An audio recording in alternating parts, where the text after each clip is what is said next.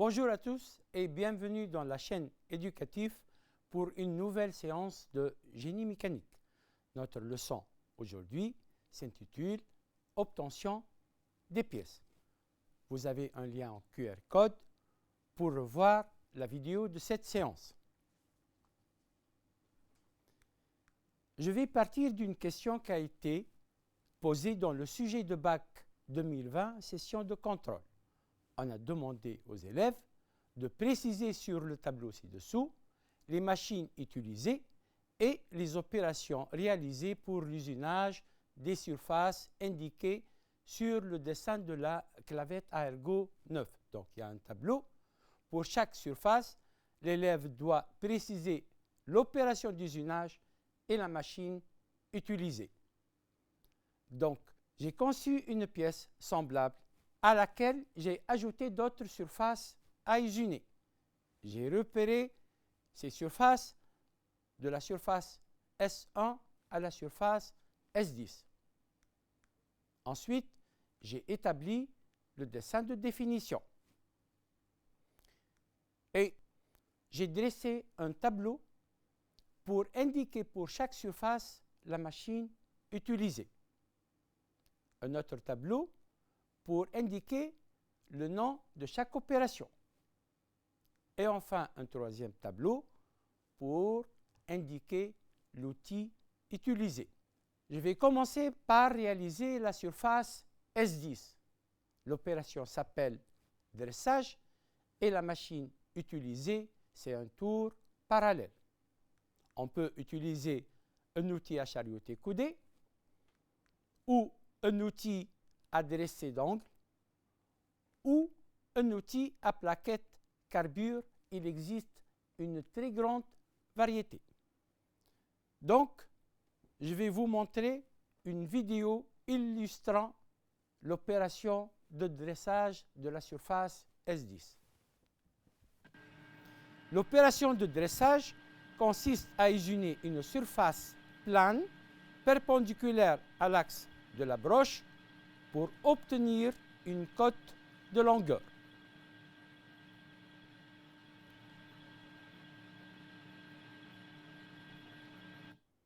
Nous disposons ici d'une pièce de longueur initiale L0 qui sera diminuée en une ou plusieurs passes pour arriver à une cote finale L. Le mouvement de coupe MC est donné à la pièce, ici c'est une rotation. Le mouvement d'avance MA est donné à l'outil, ici c'est une translation. On a utilisé un outil à plaquette carbure. Maintenant, je vais vous montrer les étapes de cette opération. La pièce est serrée dans le mandrin. On tangente l'outil sur la surface plane de la pièce. On dégage l'outil. On met le tambour à 0, plus exactement le vernier. On prend une première passe.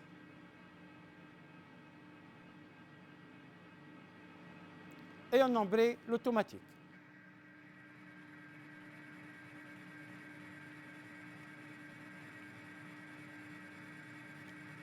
C'est la première donc, passe pour réaliser la surface S10. L'opération s'appelle dressage.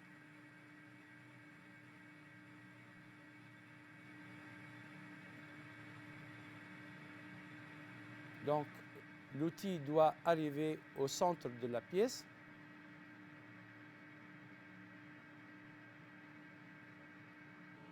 Ensuite, on débraye l'automatique et on dégage l'outil. On mesure la longueur de la pièce, puis on prend une deuxième passe. On embraye l'automatique.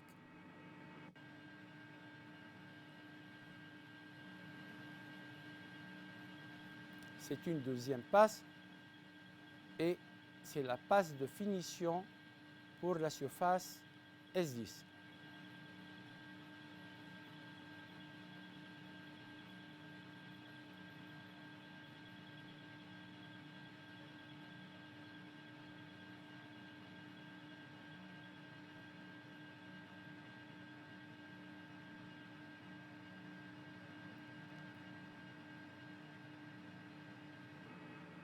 On débraye l'automatique et on dégage l'outil.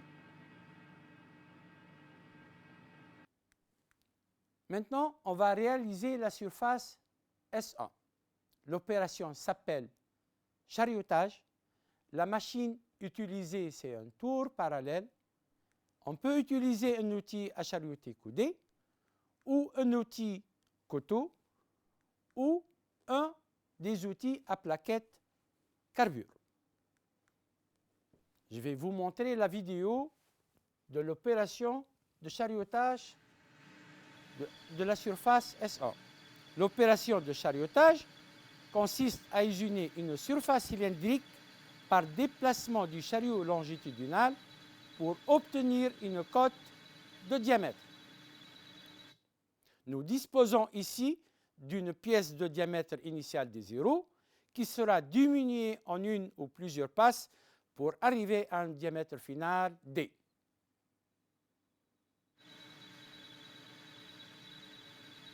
Le mouvement de coupe MC est donné à la pièce. Ici, c'est une rotation. Le mouvement d'avance MA est donné à l'outil. Ici, c'est une translation.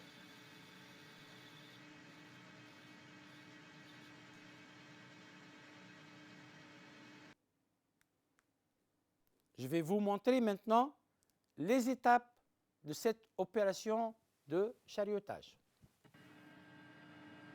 La pièce est serrée comme d'habitude dans le mandrin. On tangente l'outil sur un diamètre extérieur au bord de la pièce. On dégage l'outil. On met le tambour à 0. On prend une passe d'ébauche. On embraye l'automatique.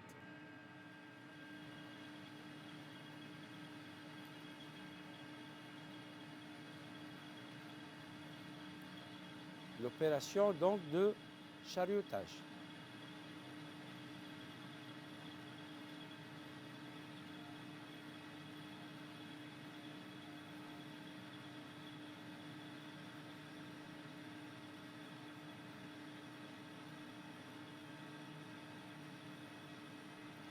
En fin de passe, l'avance est arrêtée soit par l'opérateur pour une pièce unitaire, soit par une butée pour un travail de série.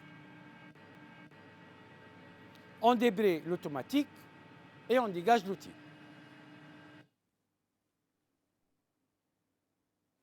On mesure le diamètre de la pièce sans la démonter.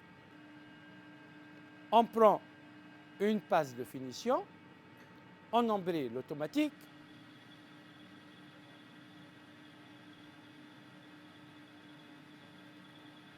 donc c'est la passe de finition.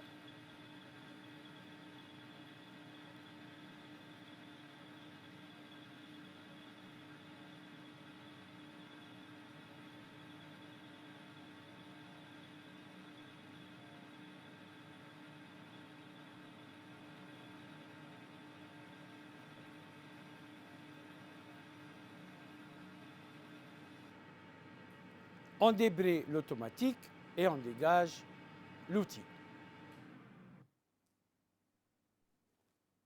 On vérifie la cote finale.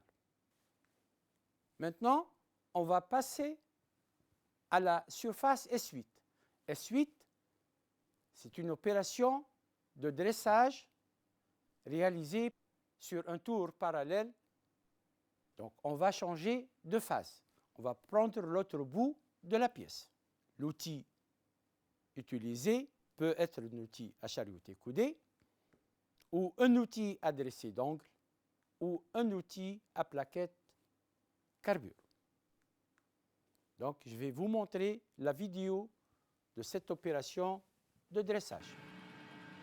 On tangente l'outil et on prend une passe d'ébauche.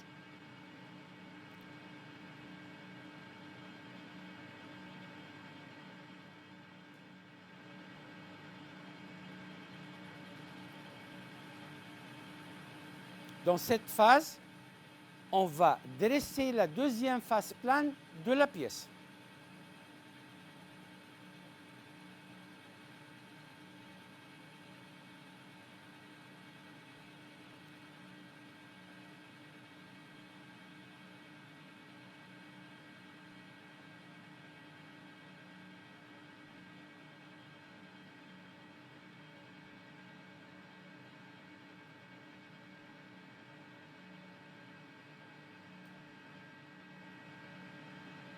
On dégage l'outil. On arrête la machine et on mesure la longueur de la pièce. On prend une passe de finition maintenant.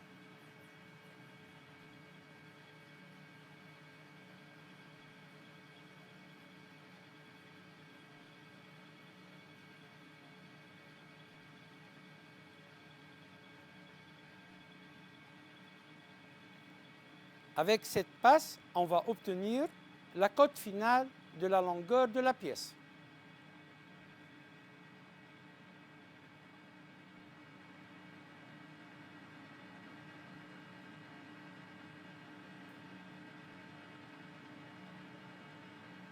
On dégage l'outil et on vérifie la cote finale.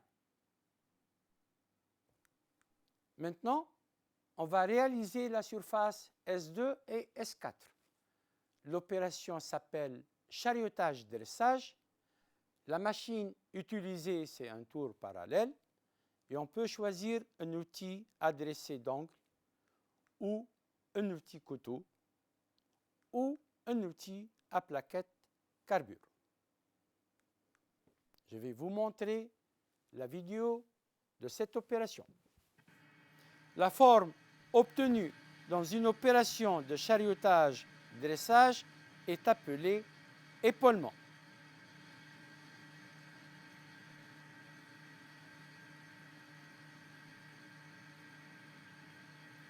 Le même outil permet de faire le chariotage et le dressage. Regardez à la fin la forme de l'épaulement.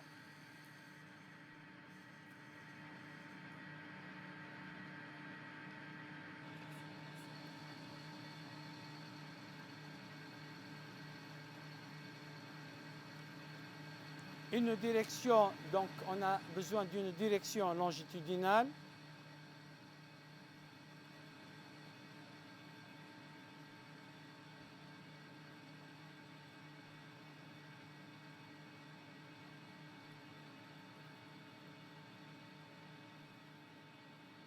Et une direction transversale.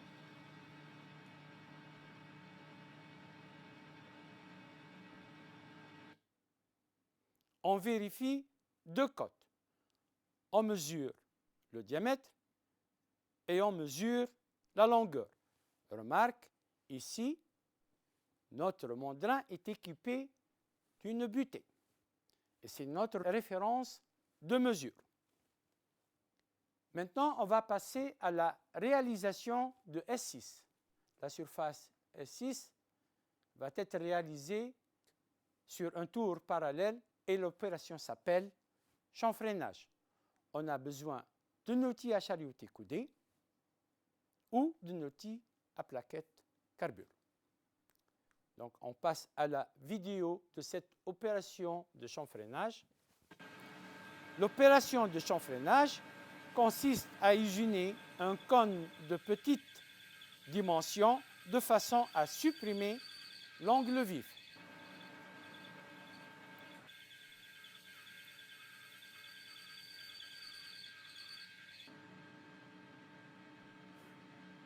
On passe maintenant à la réalisation de la surface S7. S7 est une opération de perçage réalisée sur une machine qui s'appelle tour parallèle, ensuite suivie d'une opération de taraudage manuel. On a besoin d'un foret à centrer, d'un foret, d'un jeu de tarot, d'un tourne à gauche. Je vais vous montrer la première vidéo pour réaliser le perçage. Le perçage est une opération d'usinage permettant de réaliser un trou dans une pièce à l'aide d'un foret. D'abord, on va utiliser le foret à centrer pour créer un trou de centrage. La partie conique du trou de centrage permet le guidage de l'entrée de l'outil foret dans l'axe de la pièce. Sur un tour, c'est la pièce qui tourne. Le mouvement de coupe est donné à la pièce, le mouvement d'avance est donné à l'outil. Déplacement en translation pour l'outil.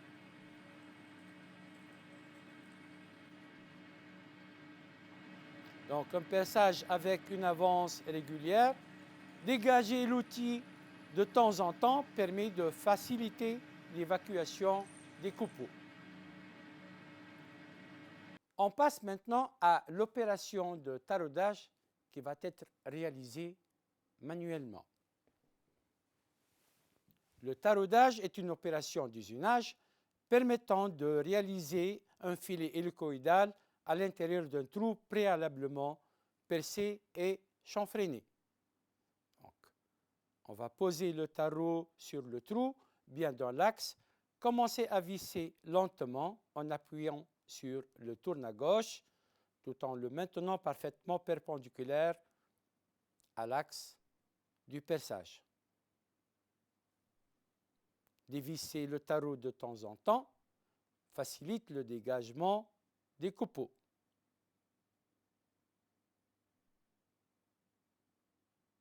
On dévisse,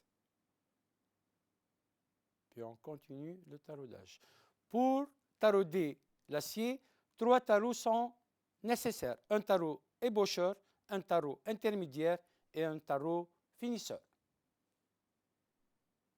Dans certains kits de taraudage, on trouve pour chaque diamètre un seul tarot et le foret de perçage correspondant.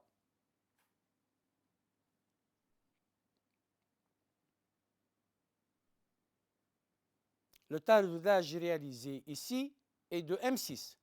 Le diamètre de perçage est égal 6 moins 1,0825 fois le pas. Le pas ici est égal à 1. Donc on trouve 4,9. Le diamètre de perçage choisi est de 5.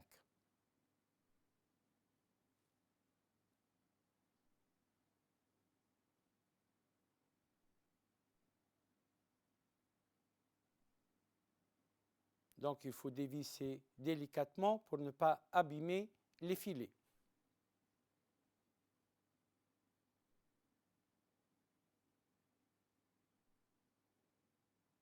Et voilà le trou taraudé. Le trou taraudé est contrôlé par une vis M6. On passe maintenant à réaliser la surface S5. L'opération s'appelle rainurage et la machine un tour parallèle. On a besoin d'un outil à saigner ou un outil à plaquette carbure. Je vais vous montrer la vidéo pour réaliser l'opération de rainurage. Le rainurage est une opération d'usinage qui consiste à réaliser une rainure intérieure ou extérieure. Une gorge est une rainure circulaire usinée sur une pièce de révolution. Je vais passer maintenant aux étapes pour réaliser l'opération de rainurage sur un tour parallèle. Donc, tangenter l'outil, puis le dégager au transversal.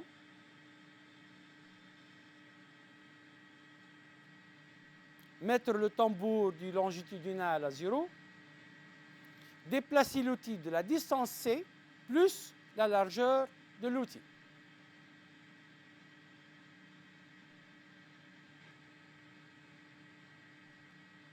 Tangenter l'outil maintenant sur le diamètre.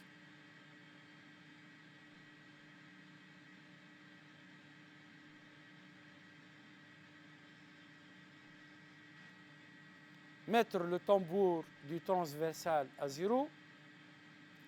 Pénétrer l'outil jusqu'au diamètre demandé.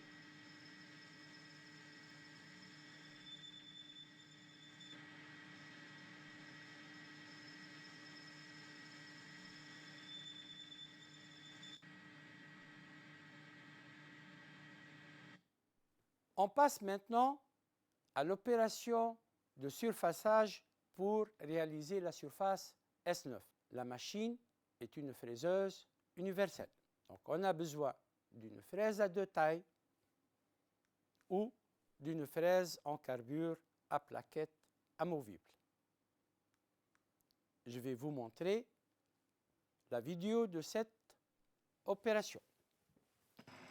Le surfaçage est une opération d'usinage qui consiste à réaliser une surface plane à l'aide d'une fraise.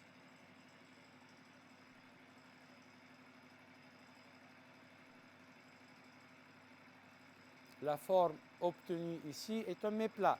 Le mouvement de coupe est donné donc à l'outil, c'est une rotation, et le mouvement d'avance est donné à la pièce. Ici, c'est une translation. Donc la forme obtenue, on a dit que c'est un méplat. On passe maintenant à l'opération de rainurage et la machine une fraiseuse universelle. Donc le rainurage permet de réaliser la surface S3. On a besoin d'une fraise à rainurer ou une fraise à deux tailles. Le rainurage est une opération d'usinage qui consiste à réaliser une rainure, association de trois plans, à l'aide d'une fraise. Donc, on va faire trois tangentes.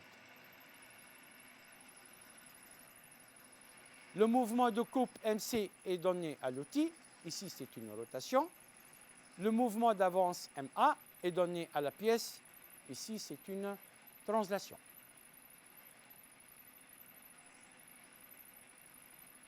La forme obtenue ici est une rainure de clavette. Donc, on va placer une clavette dedans. On passe maintenant à l'opération de rainurage avec les étapes. Donc, tangenter l'outil dans la direction transversale.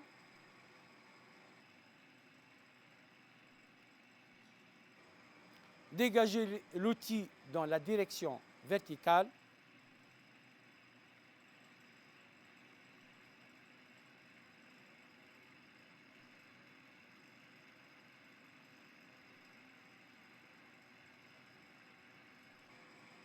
Mettre à zéro le tambour du transversal et amener l'outil à l'axe de la pièce. Donc, l'outil doit être au centre. Tangenter l'outil dans la direction longitudinale. On fait la tangente sur le bout de la pièce.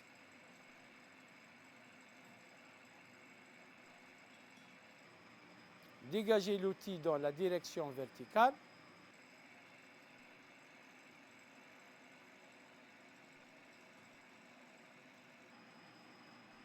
Mettre à zéro le tambour du longitudinal et amener l'outil à la position du début de la rainure. Donc on a fait déjà deux tangentes. Il nous reste une troisième. Donc, la troisième tangente, c'est tangenter l'outil dans la direction verticale.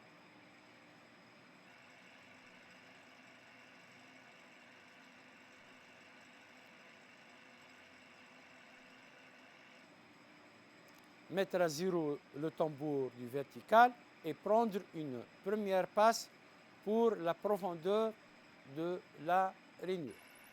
On va réaliser la rainure en deux passes.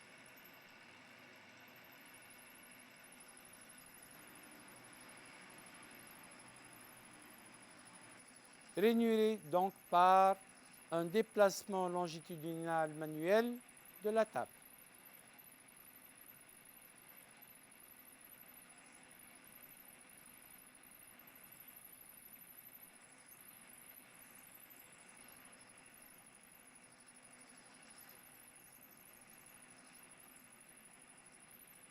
Prendre une deuxième passe pour la profondeur de la rainure.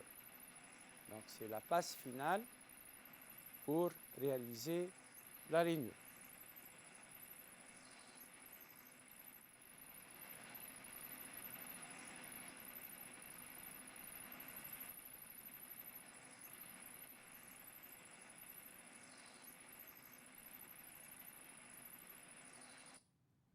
on va passer au montage. Donc, on va placer la clavette. Ensuite, un pignon réalisé avec une imprimante 3D.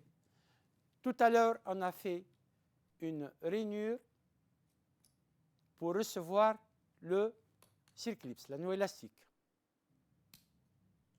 Puis on place une hélice, c'est juste pour la démonstration, qui sera serrée par une vis. On va passer maintenant à l'obtention des pièces en utilisant les micro-machines à commande numérique. J'ai choisi pour vous un premier exemple, une opération de chariotage réalisée sur un micro-tour. Les micro-machines utilisent un programme en G-code. On ne vous demande pas, bien sûr, d'écrire un programme en G-code, mais juste pour vous expliquer quelques fonctions. La fonction G94, c'est pour choisir l'unité de la vitesse d'avance, ici en millimètres par minute. Si on n'indique pas G94, c'est l'unité par défaut. Donc, on peut ne pas écrire G94. G97, c'est pour le choix de l'unité de la vitesse de rotation en tours par minute. Et même si on n'écrit pas G97, l'unité par défaut pour la vitesse de rotation de la broche est tours par minute. G90, c'est pour choisir le repère de programmation, le repère absolu. Donc, par défaut, c'est le repère absolu de programmation. Donc, on peut aussi ne pas écrire G90. Par contre, l'essentiel, c'est de choisir la vitesse de rotation. S1000 veut dire que la vitesse de rotation de la broche est 1000 et l'unité est tours par minute. F est la vitesse d'avance et l'unité, c'est millimètres par minute. Alors, M03, c'est pour mettre en route la broche dans le sens horaire. Donc, on va commencer maintenant par compléter le tableau pour les coordonnées des points B, C et D. Alors, pour cela, on va choisir l'origine de programmation, le point A. A est l'origine programme. Donc, notre repère X et Z aura comme origine A. On va exprimer les coordonnées de ces points B, C, D dans le repère X, Z. Alors, pour le point B a pour X 7 mm et sur Z 0. 7 mm, c'est la moitié du diamètre 14. C'est en mode rayon. Alors, dans le logiciel, on a une option de choisir les coordonnées X en mode diamètre. C'est-à-dire, au lieu de diviser à chaque fois le diamètre par 2, on saisit le diamètre tel qu'il est et c'est le logiciel qui va le diviser par 2. Donc, j'ai choisi le mode diamètre. Donc, on écrit 14 maintenant et 0. X de B est exprimé en mode diamètre. C, donc 14 pour X et moins 10 pour Z. Et enfin, le point D, A pour X, 15 et pour Z, moins 10. Alors, on a des autres fonctions de déplacement. G0 ou bien G00, c'est la même chose. G0 ou bien G00, c'est pour le déplacement de l'outil avec une vitesse rapide, un déplacement linéaire. Donc, l'outil va se déplacer au point d'approche X14 et Z1. Donc, regardez la simulation. L'outil maintenant est au point d'approche. Maintenant, il va réaliser l'opération de chariottage. Il va aller au point C. Donc, suivant l'axe Z. Si on regarde le tableau, on voit que Z du point C est égal à moins 10. Donc, on écrit Z moins 10. Je vous rappelle que G01 ou G1, c'est pour le déplacement linéaire de l'outil avec la vitesse programmée. La vitesse programmée ici est 50 mm par minute. Une fois que l'outil achève l'opération de chariotage, on va le dégager. Donc, il faut choisir un diamètre de dégagement supérieur au diamètre ici 15. Donc, j'ai choisi un diamètre 22. Après le dégagement sur X, l'outil va se dégager dans le plan XZ jusqu'aux coordonnées X30 et Z30. Donc, l'outil va se dégager complètement pour peut-être changer de pièce. On a à la fin du programme M05, c'est pour arrêter la broche, et M02 pour la fin du programme. On va vous montrer cette opération sur un micro-tour.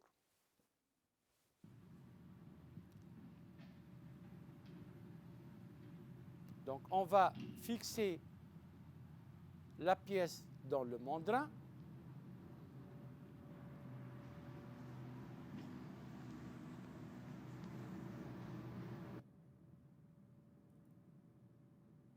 Choisir une vitesse de rotation pour tangenter, X suivant X et suivant Z. Mettre la broche en marche. Approcher l'outil.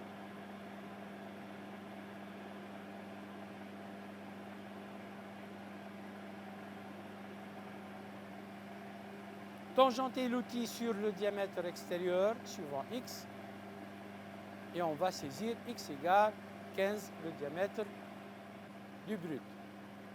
Tangenter l'outil sur la face plane de la pièce et on va prendre Z égale 0. Dégager l'outil. Arrêter la broche. Quitter le mode manuel et sélectionner le mode auto.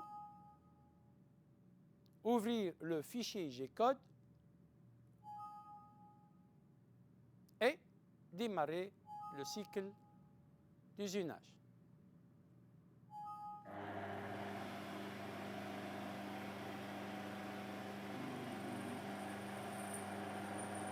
Opération donc de chariotage.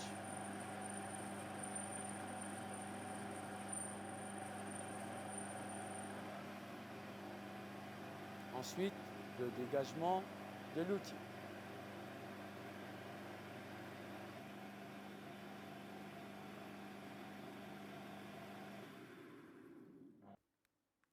On va passer maintenant à l'opération de dressage et chariotage. Donc, j'ai pris le même exemple et j'ai ajouté un dressage. Donc, l'outil va se mettre sur un point d'approche X22, Z0 avec une vitesse de déplacement linéaire rapide. Ensuite, on va réaliser l'opération de dressage. Donc, pour dresser, l'outil doit aller jusqu'au point A, suivant l'axe X. Donc, on cherche dans le tableau X de A. X de A est égal à 0. Donc, on écrit dans le programme X0. Donc, vous n'êtes pas appelé à écrire un programme, mais vous pouvez compléter les coordonnées de quelques points. Donc, on passe maintenant à la simulation de l'opération de dressage. À la fin du dressage, il faut dégager l'outil suivant Z d'une distance de 1 mm ici. Ensuite, on va dégager l'outil suivant X et l'outil va se placer sur le diamètre 14. Pourquoi diamètre 14? Parce qu'il va passer par le point B et C, qui ont un diamètre 14. On peut maintenant voir la simulation de l'opération de chariotage. Ensuite, comme tout à l'heure, on va dégager l'outil à un diamètre supérieur au diamètre 15. J'ai choisi un diamètre 22. C'est un dégagement sur X. Et à la fin, un dégagement dans le plan XZ. Je vais vous montrer la vidéo de cette opération. Tangenter donc l'outil sur le diamètre extérieur. Saisir le diamètre X égale 15 mm. Tangenter l'outil sur la face plane de la pièce, mais maintenant on va prendre Z égale à 0,5 et c'est le surépaisseur qu'on va enlever pendant l'opération de dressage. Donc, dégagez l'outil, arrêtez la broche,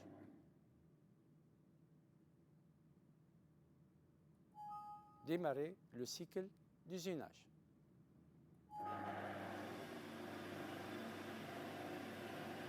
Donc, approche de l'outil.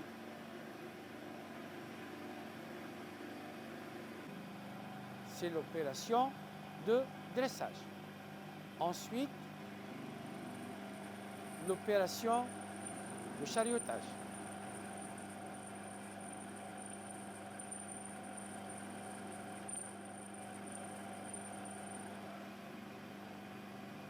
Ensuite, dégagement de l'outil.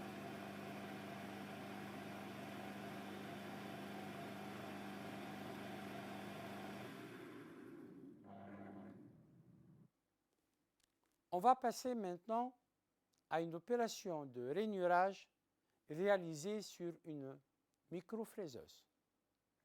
Donc, on va faire une rainure en U. Donc, l'outil va se placer avec un dégagement en Z.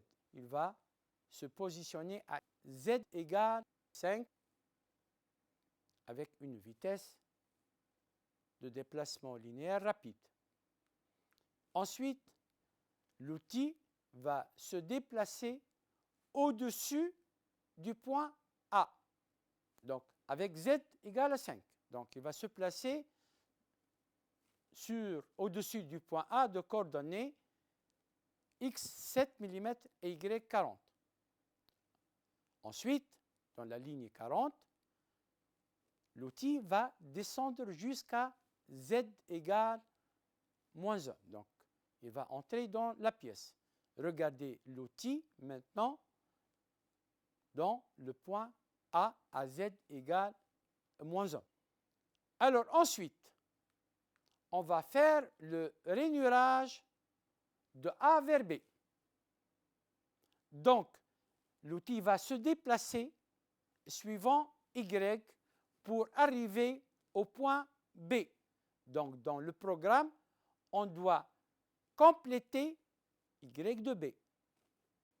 Y de B égale 15, donc on complète Y 15. Regardez la simulation d'usinage de la partie AB, rainurage AB. L'outil maintenant est au point B. La ligne suivante comporte le rainurage de la partie BC. Donc, l'outil du point B va aller au point C. Donc, suivant l'axe X, il faut regarder dans le tableau X de C.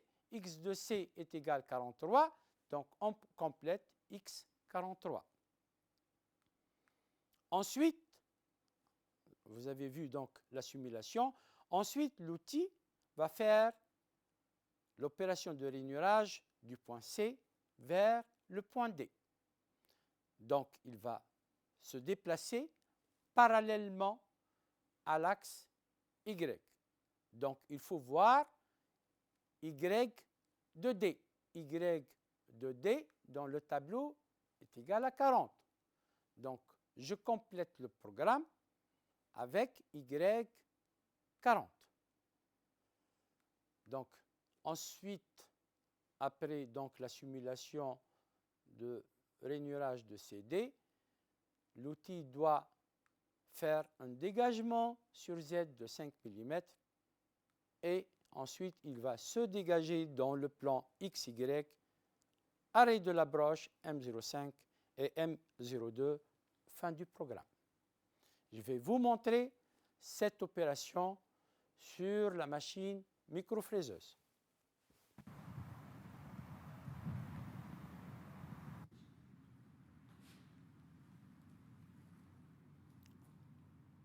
Donc, on fixe la pièce. On va tangenter l'outil suivant X et on va prendre X moins 3.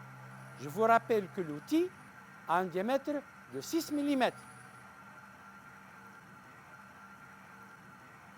Tangenter l'outil suivant Y et on va saisir Y égale moins 3 parce que l'axe de l'outil se trouve en dehors de la pièce du rayon de l'outil, moins 3. Maintenant, on va tangenter l'outil suivant Z et saisir la position de l'outil Z égale à 0. Dégager l'outil.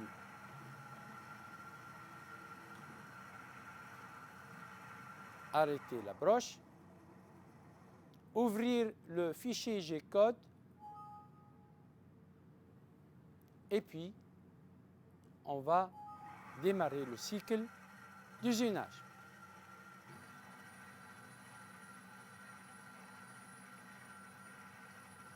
Donc, descente de l'outil suivant Z jusqu'à Z égale moins 1. Opération de rainurage de A vers B. Opération maintenant de rainurage de B vers C. Et à la fin, opération de rainurage de C vers D. Dégagement de l'outil. Et voici la forme obtenue. Maintenant, je vais vous montrer l'utilisation d'un logiciel permettant de créer un fichier d'usinage G-code à partir d'un fichier de DAO. Donc, ce n'est pas facile d'écrire un programme en G-code. Il y a des logiciels qui permettent de générer automatiquement le fichier G-code. Je suis parti d'une pièce Pignon à partir de la bibliothèque et je vais créer une mise au plan. J'ai besoin d'un dessin. Donc, je vais mettre la vue de face et je vais supprimer les axes. Ensuite, je vais vérifier l'échelle 1. Et puisque j'ai besoin d'un dessin, je vais enregistrer la mise au plan sous format DXF. Donc, ouvrir maintenant le fichier DXF dans un logiciel permettant de créer des fichiers d'usinage G-code. On va saisir les dimensions du brut. Ici, on va utiliser une pièce en plexiglas de 100 x 100 x 3, c'est-à-dire X 100, Y 100 mm et d'épaisseur 3 mm. Puis, on va saisir le diamètre de l'outil et sa forme, diamètre 3 et forme cylindrique. On va commencer par l'usinage du trou, l'opération contour, parce que le diamètre du trou est supérieur au diamètre de l'outil. C'est un contour donc intérieur. On va choisir la vitesse de rotation 1000 tours par minute de la broche et une vitesse d'avance de 50 mm par minute.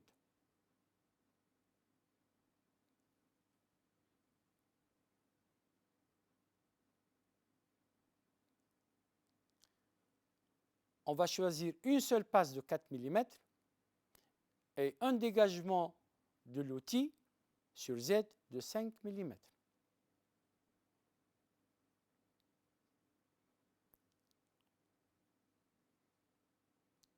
Maintenant, on va réaliser la deuxième forme, c'est le contour extérieur de la pièce. Maintenant, c'est un contour extérieur. Et on va faire la même chose. À la fin, on va déplacer notre pièce dans le brut. Et voilà, en quelques clics, on peut obtenir le fichier G-code. On va voir d'abord le parcours de l'outil, ici en vert et la pièce en blanc. Et un simple clic peut créer le fichier G-code.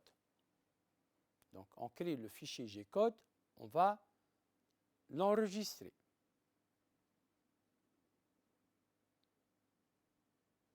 Et voici le fichier G-code automatiquement généré par ce petit logiciel. On va passer maintenant à réaliser le pignon en utilisant le fichier G-code.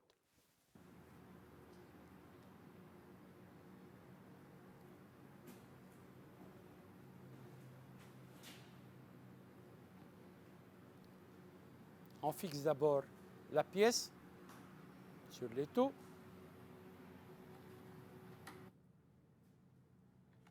On va choisir une vitesse de rotation de la broche pour tangenter. Mettre la broche en rotation. Tangenter l'outil suivant X. X égale moins 1,5. Le diamètre de l'outil est 3.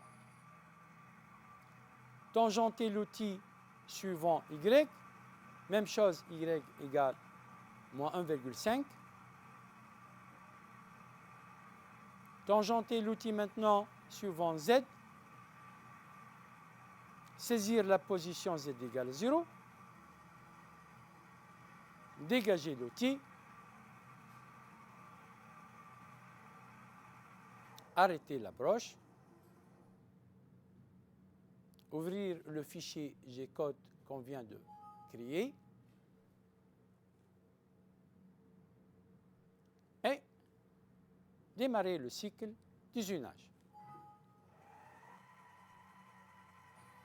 Approche de l'outil.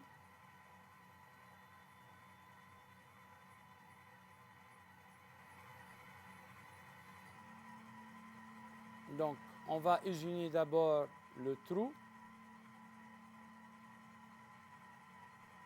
L'outil est en train donc de descendre.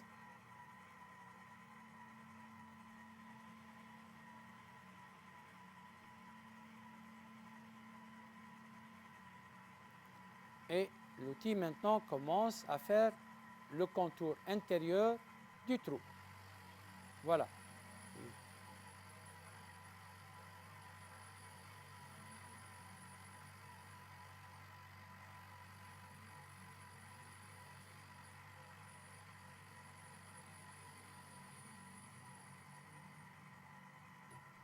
Ensuite, il va faire le contour extérieur des dents. Donc, il va se placer.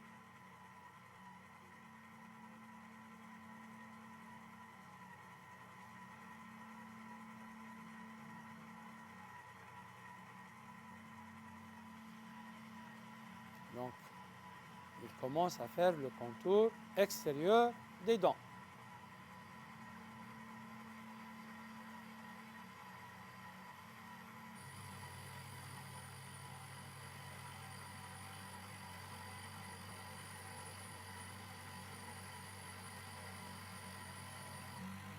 J'ai choisi pour vous quelques séquences. Vous pouvez voir à gauche sur l'écran, il y a la simulation d'usinage.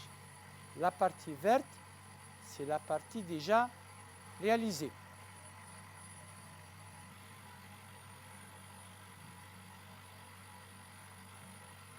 Donc, on s'approche de la fin de l'usinage du pignon.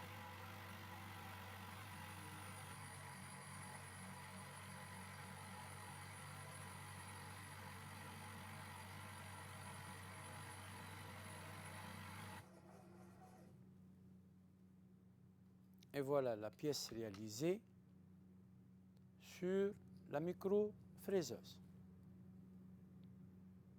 Pignon Z égale 15 et M égale 2. On va essayer dans un petit montage. Donc, vous avez vu le fonctionnement de ce pignon dans un engrenage. On passe maintenant à la fabrication additive, qui utilise par exemple les imprimantes 3D. Donc, l'impression 3D permet de réaliser des pièces mécaniques par ajout de matière en couches successives, alors que les techniques classiques d'usinage fonctionnent traditionnellement par soustraction ou enlèvement de matière, comme dans le cas de perçage, le fraisage, le tournage, etc. Donc, le principe de l'impression 3D. Un filament plastique est fondu par la tête d'impression ou extrudeuse et déposé sur la plateforme de pression, couche par couche, et c'est l'empilement des couches qui va créer le volume de la pièce. La première étape est de créer un fichier en 3D en utilisant un outil de conception assisté par ordinateur CAO. La deuxième étape, le fichier .stl obtenu est traité par un logiciel spécifique qui organise le découpage en tranches des différentes couches nécessaires à la réalisation de la pièce. Ces informations sont enregistrées dans un fichier sous le format .gcode.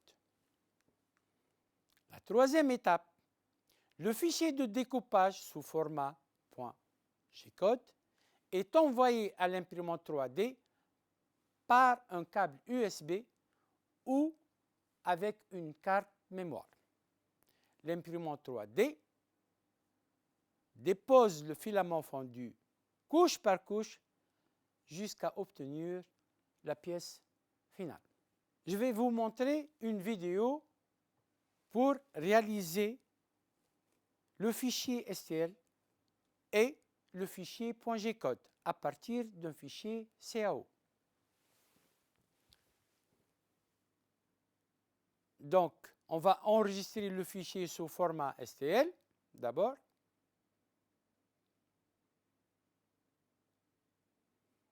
Donc, ouvrir le fichier STL dans un logiciel permettant de créer des fichiers d'impression G-code.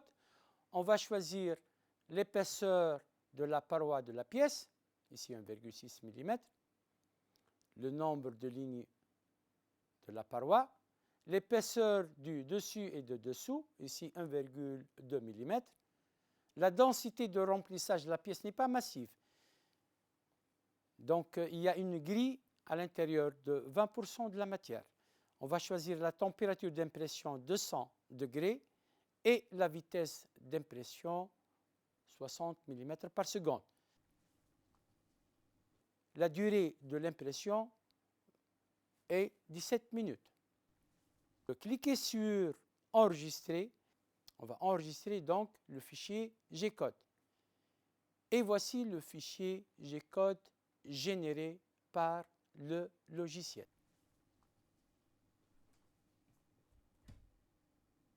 On va passer maintenant à la réalisation de ce pignon par l'imprimante 3D. Donc, c'est une imprimante 3D qui se trouve dans nos laboratoires de génie mécanique. On va transférer le fichier G-code dans une carte mémoire.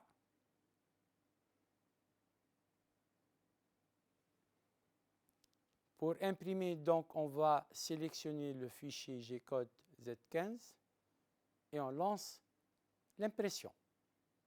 Après chauffage de la tête,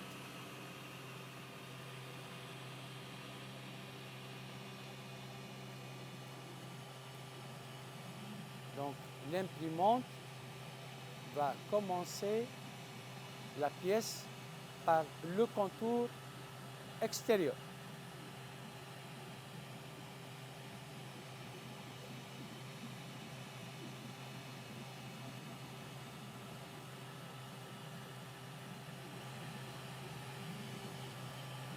Maintenant, l'imprimante va déposer la première couche.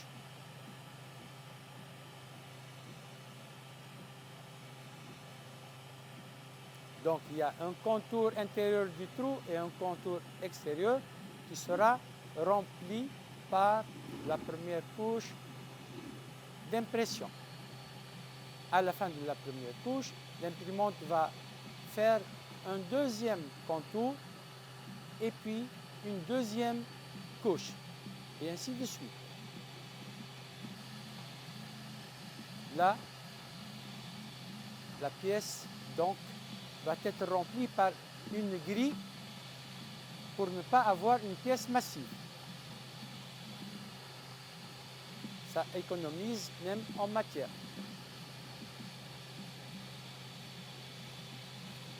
Cette grille a une densité de 20%, un remplissage en matière de 20% seulement. Vous pouvez voir la buse qui dépose le filament fondu en couche par couche. Et là, on arrive à la couche finale.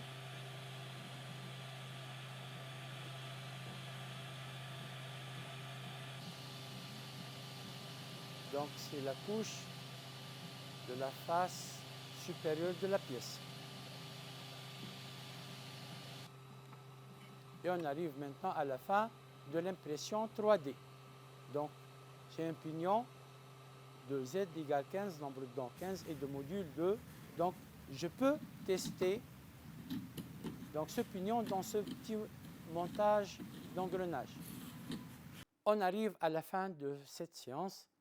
Je vous souhaite beaucoup de courage. Bonne chance. Au revoir.